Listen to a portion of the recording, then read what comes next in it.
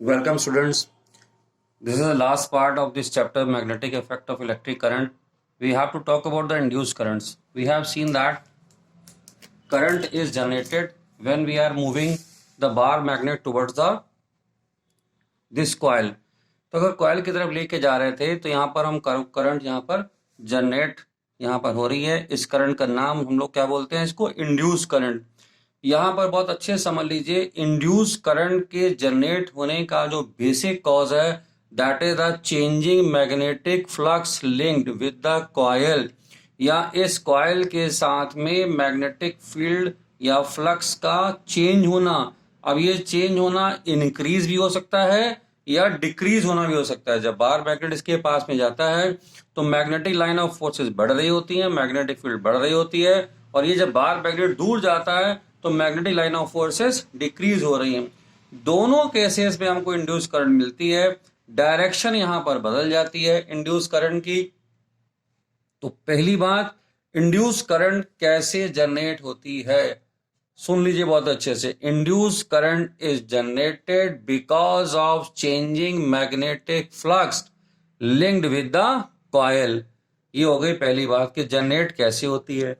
अब दूसरी बात, जो दूसरा क्वेश्चन इसमें पूछा जाता है कि ये बताइए कि मैग्नेटिक, यहां तो कोई इलेक्ट्रिसिटी का सोर्स नहीं है तो करंट कहां से आ गई, ये करंट कैसे आ गई, ये दूसरा क्वेश्चन पूछा जाता है इंड्यूस करंट में। तो इसका आंसर सुन लीजिए, we are doing some mechanical work with the magnet. ये बार मैग्नेट के साथ में मैं मैकेनिकल वर्क करता हूं, यही मैकेनिकल वर्क यहां पर इलेक्ट्रिकल एनर्जी की फॉर्म में अपीयर होता है। तो ये हो गई कंजर्वेशन ऑफ एनर्जी की बात। अब ये वर्क क्यों करना पड़ता है इसको सुन लीजिए।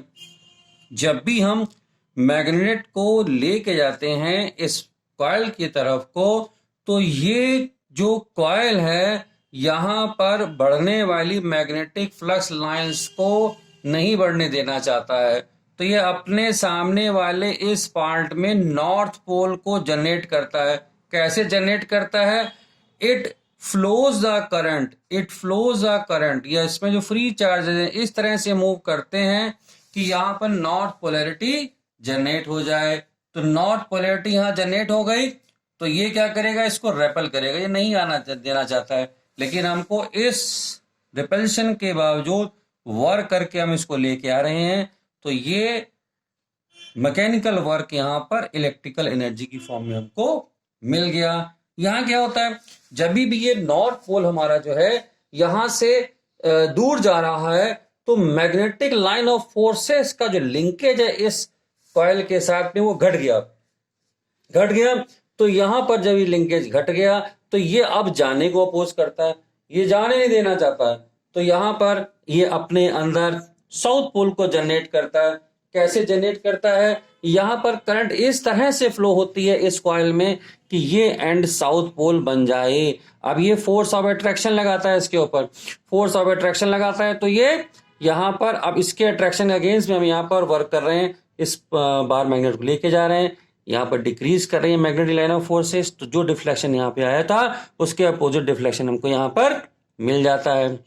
अब एक लास्ट बात कि यहाँ पर करंट किस सेंस में फ्लो करेगी यहाँ पर, तो यहाँ पर चूंकि नॉर्थ पोल बनाना है तो एंटी क्लॉकवाइज करंट यहाँ पे फ्लो करेगी इस कॉइल में, तो ये नॉर्थ पोल बन जाता है। और जब करंट यहाँ पर इस तरह से फ्लो करती है तो क्लॉक फेस रूल से हम इधर से देखेंगे तो नॉर्थ पोल बनना होगा, अगर करंट ऐसे फ्लो कर रही है।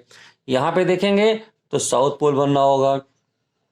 इसको देखने के लिए आप चाहें तो ऐसे इसको अगर पूरे पकड़ लीजिए पूरे इस सिस्टम को, तो ये फिंगर्स की जिधर डायरेक्शन में अगर ये करंट इंड्यूस करंट जा रही है तो ये थंब जो हमारा इधर है ये नॉर्थ पोल दिखाएगा यहाँ पे जो बनना होगा। ठीक है, तो ये हो गया इंड्यूस करंट की जनरेशन।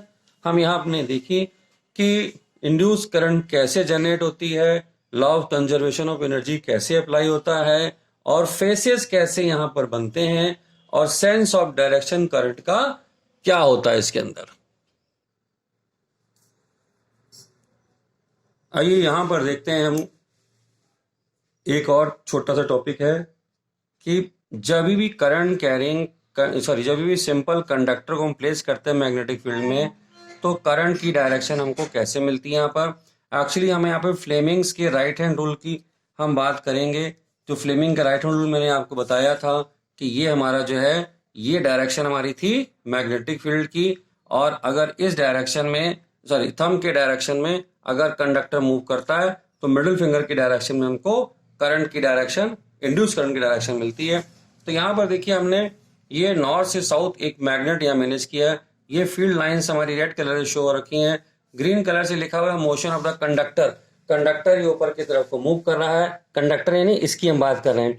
तो अब यहाँ पर राइट हैंड अगर रूल लगाते हैं हम लोग तो ये देखिए ये हो गई मैग्नेटिक फील्ड। थंब शो कर रहा है ऊपर की तरफ को डायरेक्शन इसका जाना, और यहाँ पर ये जो फिंगर है हमारी ये शो करेगी करंट की डायरेक्शन को। करंट यहाँ से यहाँ पे शो हो रही है। तो ये जो कंडक्टर यहाँ पे जो करंट की डायरेक्शन शो हो रही है, यहाँ पर हम ये भी कह सकते हैं कि ये जो दो एंड्स हैं इसके बीच में यहाँ पर पोटेंशियल डिफरेंस जनरेट हो जाता है। इसके लिए हम लोग बोलते हैं इसको यहाँ पर इंड्यूस्ड ईएमएफ यहाँ पर जनरेट हो रहा है, और इस साथ ही साथ यहाँ पर जो करंट फ्लो कर रही है इसको हम बोलेंगे यहाँ पर इंड्यूस करंट की ये डायरेक्शन है by applying the Fleming's right hand rule. ये देखिए दो वो क्वेश्चंस हैं जो मैंने आपको प्रीवियस क्लास में दिए थे करने के लिए। इन क्वेश्चंस पे अच्छे से फोकस करना है। ये फ्लेमिंग के लेफ्ट हैंड रूल से रिलेटेड क्वेश्चन थे, जहां पर मैंने आपको बताया था कि अगर कोई इलेक्ट्रॉन बीम इस तरह से मूव कर रही है और किसी भी प्लेस पर, और आपको अगर मैग्नेटिक फील्ड दी हुई है तो उसकी जिसका फोर्स का डायरेक्शन आपको दिया हुआ था इस क्वेश्चन में कि ये फोर्स इस तरफ लग रहा था, ये बीम डिफ्लेक्ट कर गई थी राइट साइड में, तो यहाँ पर मैग्नेटिक फील्ड की डायरेक्शन क्या होगी? तो ये डायरेक्शन यहाँ पर होगी मैग्नेटिक फील्ड की। यहाँ पर तो लेफ्ट हैंड लगाकर हमने इसको पता कर लिया था।